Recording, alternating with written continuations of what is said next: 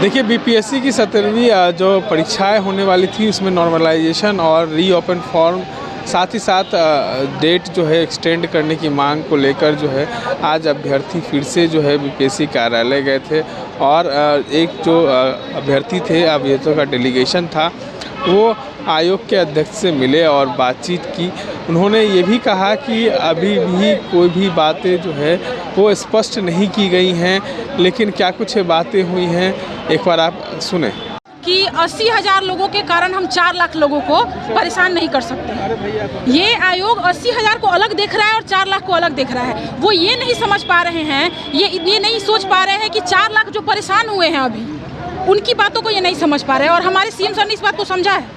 वो बोले हैं कि ये मुद्दा 5 लाख लोगों का है, लेकिन यहाँ ये डाटा के लेवल पे कैटेगराइज करके इन चीज़ों को इतना असामाजिक तरीके से दिखाना कि ये 80,000 ऐसे ही हैं आंदोलन करने वाले, ये कहीं से सही नहीं है। बातचीत क्या हुई है? बातचीत देखिए, जो हमको वहाँ सीएम सर बोले हुए थे कि आप जाइए, आपको पॉजिटिव मिलेगा, हम आपके साथ हैं। चूँकि एग्जाम बहुत फेयर हो रहा है बीपीएससी की तरफ से और हम आपके साथ हैं। सीएम सर हमको, डिप्टी सीएम सर यही हमको बातें हुई है। जी सर, रीओपन करने की ही बात मेन थी हमारी, क्योंकि 80,000 लोग उसमें है और जो 4 लाख लोग परेशान हुए हैं मानसिक रूप से, इसमें इस चीज को लेकर भी बहुत ज्यादा हम लोग बात उठाए हैं। लेकिन यहाँ पे डिप्टी सीएम सर की बात का ये खंडन हो रहा है कि आप सिर्फ 80,000 का प्रतिनिधित्व करते हैं। क्या आप बताइए, 80,000 लोग के प्रतिनिधित्व हम हैं?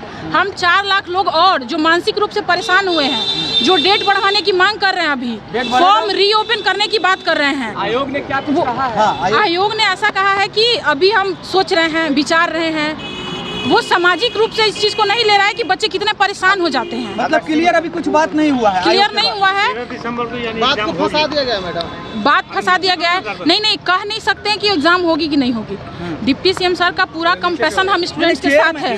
बातचीत अंदर आयोग तो क्या बातचीत हुई है? आयोग ने कुछ क्लियर नहीं बताए हैं वो कि एग्जाम लेंगे ही 13 को। क्लियर कुछ भी नहीं है। 13 को एग्जाम होगा, क्लियर नहीं है। यही है कि हमेशा ये क्लियर कोई भी स्टैंड क्लियर नहीं बताए हैं। जो हमारे प्रतिनिधिमंडल अंदर गए थे, हमारी बातचीत उनसे हुई है एज ए छात्र, एज ए छात्र नेता, दोनों तरीके से पूरी जिम्मेवारी के साथ मैं अपनी उनसे बातचीत हुई है। पूरी बातों को मैं आपको बता रहा हूँ कि डेलीगेशन के रूप में जो डिप्टी सीएम से बातचीत हुई थी, उन्होंने कहा था हमारी जो बात है, हमारी जो मांग है, 2 मांग है। एक, सर्वर डाउन होने की वजह से 70,000 से 80,000 लोग फॉर्म फिलअप नहीं कर पाए, उनको एक अतिरिक्त समय मिलना चाहिए था। दूसरी डिमांड है कि जो प्रोटेस्ट हुआ, शांतिपूर्वक प्रोटेस्ट, उस प्रोटेस्ट में कई हजारों सैकड़ों लोग घायल हो गए, तो उनको कहीं ना कहीं उनको चोट लगी है, शारीरिक रूप से अस्वस्थ हैं। तो कल इन्हीं लोगों को लेकर मंत्रिमंडल से, डिप्टी सीएम से मुलाकात हुई थी। उन्होंने कहा था कि चेयरमैन सर से आज आपकी मुलाकात होगी।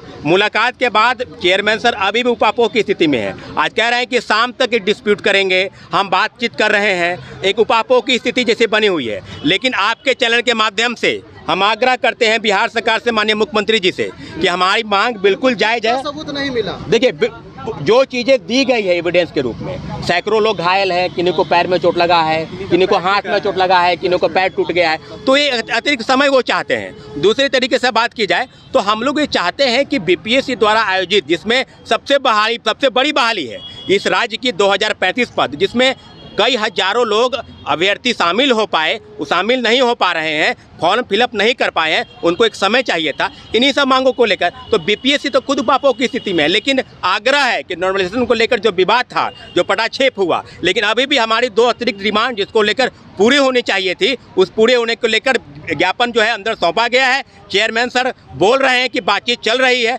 तो मुझे लगता है कि आज से लेकर कल तक इस मामले को लेकर 13 दिसंबर की परीक्षा 20 से 25 दिन अतिरिक्त समय मिलना चाहिए और 4 से 5 दिन लिंक को रीओपन करना चाहिए, क्योंकि कई हजारों सैकड़ों छात्राएं जो हैं वो वंचित रह गए हैं। इन्हीं मांगों को लेकर डेलीगेशन हम लोग गए थे, अपनी मांगों को लेकर हम लोग रख रहे हैं। तो आपने सुना किस तरीके से अभ्यर्थी साफ कह रहे हैं कि आयोग ने यह स्पष्ट नहीं किया है कि जो 80,000 अभ्यर्थी जो वंचित रह गए हैं फॉर्म से और जो अभ्यर्थी घायल हुए हैं प्रोटेस्ट के दौरान, उन तमाम अभ्यर्थियों के हित में कोई फैसला ले। साथ ही साथ जिस तरीके से डिप्टी सीएम से जब उन्होंने मुलाकात की थी तो उनकी बातों को डिप्टी सीएम ने सुना था और उन्होंने आयोग को ये निर्देश दिए थे कि इन तमाम छात्रों के हित में कोई फैसला ज़रूर ले। लेकिन अभी तक जो आयोग है वो विचाराधीन है और विचार करने की बात कर रहा है। इस तरह के तमाम अपडेट्स के लिए बने रहे इनसाइडर लाइव के साथ। धन्यवाद।